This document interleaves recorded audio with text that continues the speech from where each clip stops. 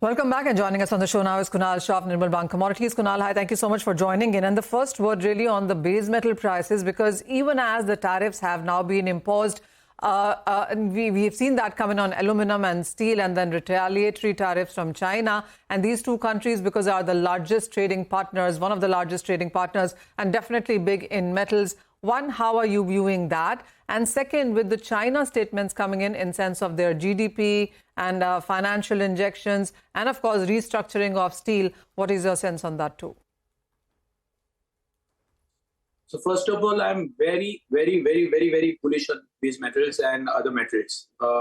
China has also reiterated today that they are going to cut the production of steel. So that itself is very bullish. Number two, coming to the impact of, so whether this tariff thing which is going on, whether this is for the negotiations or whether it is going to stay, irrespective of that, metals are going to be very bullish, in very bullish trajectory, because China seems to be on the revamping. So if you see what has been happening with China from last 2 years, they are quietly observing whatever is going on right now. And now finally, they are injecting cash. Their real estate sector has stabilized. Their economy is doing well. So it seems that instead of buying any other instruments, why not to buy commodities?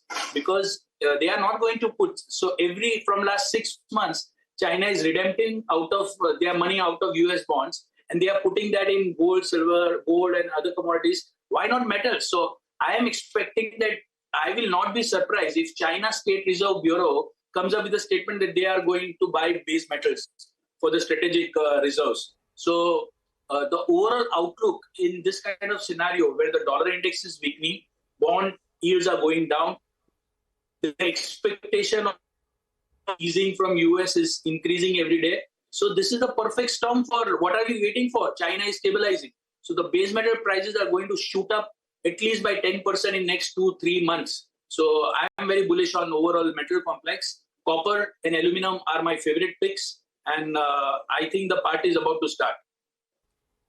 All right. So when you say you're expecting 10% of an up move in the next couple of months, and aluminum and copper is what you are most bullish on, what is your sense really on steel then? This whole China restructuring, which they have been talking about for many years now, would you think that it would finally be implemented, especially with all this tariff background? And if that happens, we're looking for a quantum here, but how much of a support do you see in steel prices because of this? Okay, so coming to steel, with this tariff taking place, and now because of this tariff, there are two options for China: either to dump their steel into international market in other countries. The other countries will come up with the retaliatory tariff or anti-dumping duty on them. So it is very clear that China has no option but to cut down the production of steel. So this is going to be supportive for steel. From the international steel market point of view, if China cuts their production because of what they talk about it today, that they are likely to cut their production. So I think the outlook on steel from the pricing point of view globally, the downside is very limited. And once the China starts cutting their production, you are going to see a gradual uptick in the steel prices in quarters to come.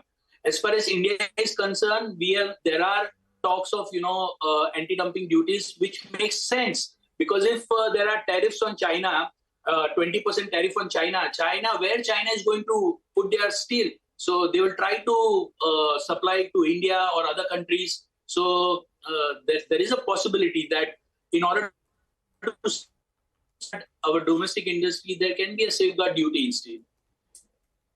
Well, that would make sense.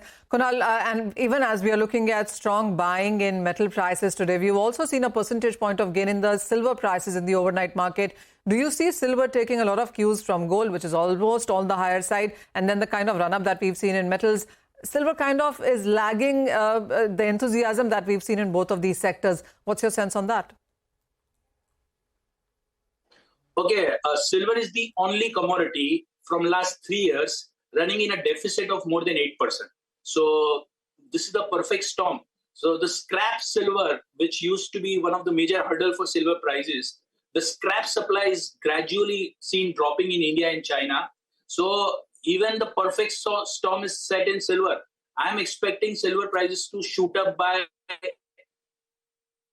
20% in next 3 to 4 months. So I am very bullish on overall complex commodities as a whole. And in precious metals, silver remains my favorite pick. And I think silver is going to outperform gold in 3 to 4 months period. So go long on silver. 96,000 is rates on current rate on India. I'm expecting silver to move up to 1,15,000 or 1,20,000 in matter of 4 to 5 months. Kunal, thank you so much for joining in. That's a very, very bullish Kunal for you. 10% of an up move in metals in next 2 to 3 months and nearly 20% of an up move in silver prices in next 4 or 5 months is what you could be looking at. But with that, that's all the time that we have on this show. Business Lunch will take all the action forward.